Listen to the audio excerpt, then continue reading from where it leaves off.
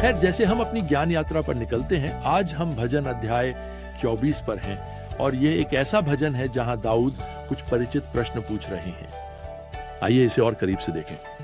तो पद 3 में दाऊद ये प्रश्न पूछते हैं, कौन चढ़ेगा प्रभु की पहाड़ी पर और कौन उसके पवित्र स्थान में खड़ा होगा? अब जब आप भजनों को पढ़ते हैं तो आप इन दो स्थानों से मिलेंगे जिनका दाऊद यहां उल्लेख करते हैं, पहाड़ी और पवित्र स्थान। ये अक्सर दोहराए जाते हैं। पहाड़ी का उल्लेख माउंट सिय्योन या बस सिय्योन के लिए होता है। पहली बार जब आप शास्त्र में सिय्योन शब्द देखते हैं तो वह 2 शमूएल अध्याय 5 और पद 7 में है। हम वहां पढ़ते हैं कि दाऊद ने सिय्योन के गढ़ को लिया, जो कि दाऊद का नगर है। तो माउंट सिय्योन फिर यह पहाड़ियों की श्रृंखला है जहां दाऊद यरूशलेम की राजधानी शहर बनाने जा रहे हैं। वह सिय्योन है। पहाड़ी क्षेत्र काफी महत्वपूर्ण अचल संपत्ति है। वास्तव में दाऊद के इसे यबूसियों से कब्जा करने से बहुत पहले यह वही स्थान था जहां अब्राहम सदियों पहले अपने इकलौते पुत्र इसहाक को बलिदान करने के लिए तैयार थे। और यह वही स्थान है जहां सुलेमान उस सुंदर मंदिर का निर्माण करने जा रहे हैं जो भगवान की पूजा के लिए होगा। लेकिन इसे सुनिए प्रिय, उसी पहाड़ियों की श्रृंखला के साथ वह स्थान था जहां यीशु को क्रूस पर चढ़ाया जाएगा। वह एक वेदी पर होंगे। वह वेदी एक क्रॉस के आकार की होगी और हम उस पहाड़ी को आज भी कैलवरी पर्वत कहते हैं। वहीं पर परमेश्वर के अंतिम बलिदानी मेमने ने दुनिया के पापों के लिए मरने के लिए कदम रखा। ये एक महत्वपूर्ण पहाड़ियों की श्रृंखला है ना? अब दाऊद इस भजन में न केवल पहाड़ी सिय्योन पर्वत का उल्लेख करते हैं बल्कि पवित्र स्थान का भी उल्लेख करते हैं। अब ये उसी पड़ोस में है, लेकिन पवित्र स्थान विशेष रूप से मंदिर पर्वत का उल्लेख करता है। पवित्र स्थान वास्तव में मंदिर और इस पवित्र स्थान पर परमेश्वर की उपस्थिति और परमेश्वर की पूजा का संदर्भ है। अब सच कहें तो पूरी दुनिया में इस पहाड़ियों की श्रृंखला जितनी पवित्र कोई संपत्ति नहीं है। इसलिए पूरी बाइबल में आप पहाड़ी और पवित्र स्थान के संदर्भ पढ़ेंगे। पहाड़ी राजनीतिक शक्ति का प्रतिनिधित्व करती है, राजा दाऊद की राजधानी यरूशलेम, और पवित्र स्थान मंदिर का संदर्भ है आध्यात्मिक शक्ति, परमेश्वर की उपस्थिति। तो फिर से पहाड़ी वह है जिसे हम धर्मनिरपेक्ष शक्ति कह सकते हैं और मंदिर आध्यात्मिक शक्ति का प्रतिनिधित्व करता है। अब याद रखें कि असली शक्ति आध्यात्मिक क्षेत्र में निवास करती है। सुलेमान ने यहां नीति वचन अध्याय 21 और पद 1 में लिखा है कि राजा का हृदय जल की धारा है प्रभु के हाथ में और वह प्रभु इसे जहां चाहे मोड़ देता है।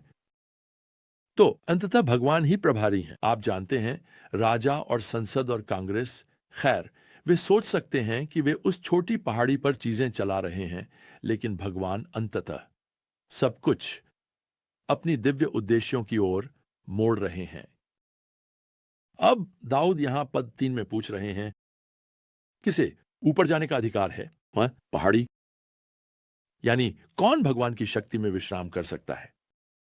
कौन उस पवित्र स्थान पर भगवान की आराधना करने के लिए जा सकता है? और तुरंत ही वह हमें उत्तर देते हैं। अब यहां पद 4 में, वह जिसके हाथ साफ हैं और जिसका हृदय शुद्ध है, जो अपनी आत्मा को झूठी चीजों की ओर नहीं उठाता और कपट से शपथ नहीं लेता। दाऊद अगले पद में कहते हैं कि जो इस पवित्र स्थान में खड़ा हो सकता है वह प्रभु से आशीर्वाद और अपनी मुक्ति के भगवान से धार्मिकता प्राप्त करेगा। तो यहां स्पष्ट संकेत यह है कि आपके हाथ साफ होते हैं और आपका हृदय शुद्ध होता है, पूर्णता से नहीं बल्कि क्षमा प्राप्त करके। आपको कैलवरी पर्वत की यात्रा करनी होगी और आपको क्रूस के नीचे घुटने टेकने होंगे जहां यीशु ने भुगतान किया आपके पाप के लिए। वह एकमात्र है जो आपके हाथ साफ कर सकता है। वह एकमात्र है जो आपके हृदय को शुद्ध कर सकता है और आपको धर्मी बना सकता है। धर्मी का अर्थ है कि आप परमेश्वर के साथ सही हैं। अब इसके साथ दाऊद इस भजन के बाकी हिस्से में विजय के गीत में फूट पड़ेगा। यहां पद 7 गाते हुए उत्सव मनाता है। अपने सिर उठाओ हे द्वारों, और उठो हे प्राचीन द्वारों, ताकि महिमा का राजा प्रवेश कर सके। अब प्रभु यीशु के पृथ्वी पर रहने के दिनों के दौरान जो अंश मैंने अभी पढ़ा, उसे धार्मिक नेताओं ने सप्त के दिन के बाद के दिन यानी पहले दिन उद्धृत किया था। सप्ताह का दिन हम इसे रविवार कहते हैं। और वैसे दाऊद द्वारा इस भजन को लिखे जाने के 1000 वर्ष बाद रविवार को क्या हुआ? खैर, यहां यीशु आए गधे पर सवार होकर, जो कि वैसे एक शांतिपूर्ण राजा का प्रतिनिधित्व करता था। यरूशलेम में प्रवेश कर रहे थे और लोग दाऊद के पुत्र के लिए होशाना गा रहे हैं। और मंदिर में सभी पुजारी क्या गा रहे हैं? उठो ओ प्राचीन द्वार, की महिमा का राजा प्रवेश कर सके। खैर, मैं आपको बताता हूं, महिमा का राजा अभी अभी उन द्वारों से अंदर आया था। क्या उनमें से किसी ने उस समय बिंदुओं को जोड़ा? खैर, दुख की बात है, उन्होंने नहीं जोड़ा। और गाना जल्द ही उसकी मृत्यु के लिए चिल्लाने में बदल जाएगा। जब वे चिल्लाएंगे, उसे क्रूस पर चढ़ाओ। वे यीशु को उन पहाड़ियों की चोटी पर ले जाएंगे, उस स्थान पर जिसे हम माउंट कैलवरी कहते हैं, जहां वह मरेंगे। वैसे ठीक वैसे ही जैसे उन्होंने हमारे स्थानापन्न के रूप में योजना बनाई थी। क्यों? हमारे पापों की सजा चुकाने के लिए मरना। अब हम भजन 25 पर आते हैं और दाऊद यहां प्रत्येक पद को हिब्रू वर्णमाला के क्रमिक अक्षर से शुरू करते हैं। यह एक उपकरण है जो लोगों के लिए स्मृति सहायक के रूप में काम करेगा। दाऊद अब हमें इस भजन का विषय देते हैं यहां पद 4 में। हे प्रभु, मुझे अपने मार्गों को जानने दे, मुझे अपने पथ सिखा, मुझे अपनी सच्चाई में ले चल और मुझे सिखा, क्योंकि तू मेरे उद्धार का परमेश्वर है। आप देख सकते हैं दाऊद प्रभावी रूप से कह रहे हैं, प्रभु, जब तक आप मुझे नहीं सिखाते और जब तक आप मुझे नहीं मार्गदर्शन करते, मैं गलत रास्ता चुन लूंगा। और फिर दाऊद इसके साथ यहां पद 8 में प्रभु की स्तुति करते हैं। वह कहते हैं, वह पापियों को मार्ग में निर्देशित करते हैं, वह विनम्रों को सही में मार्गदर्शन करते हैं और विनम्रों को अपना मार्ग सिखाते हैं। क्या आपने ध्यान दिया? देखिए, दाऊद यहां स्वीकार कर रहे हैं कि उन्होंने सिर्फ तब पाप नहीं किया जब वह युवा थे। वह अब स्वीकार कर रहे हैं कि वह बड़े हो गए हैं, लेकिन वह अभी भी पापी हैं। और सच कहें तो आप और मैं भी तब पापी थे जब हम छोटे थे, और हम आज भी पापी हैं। हमारे दिल गंदे हो जाते हैं, हमारे हाथ बहुत जल्दी गंदे हो जाते हैं। कभी कभी हमारे दिल गंदे हो जाते हैं इससे पहले कि हम सुबह ड्राइववे से बाहर भी निकलें। हमें दैनिक शुद्धिकरण की आवश्यकता है। हमें दैनिक आवश्यकता है मार्गदर्शन की, है ना? खैर, हम इन सब के लिए प्रभु के पास आते हैं। अब जब हम यहां भजन संहिता अध्याय 26 की ओर बढ़ते हैं, दाऊद यहां पद 1 में प्रभु से कहने जा रहे हैं, मैंने अपनी सत्यनिष्ठा में चला हूं।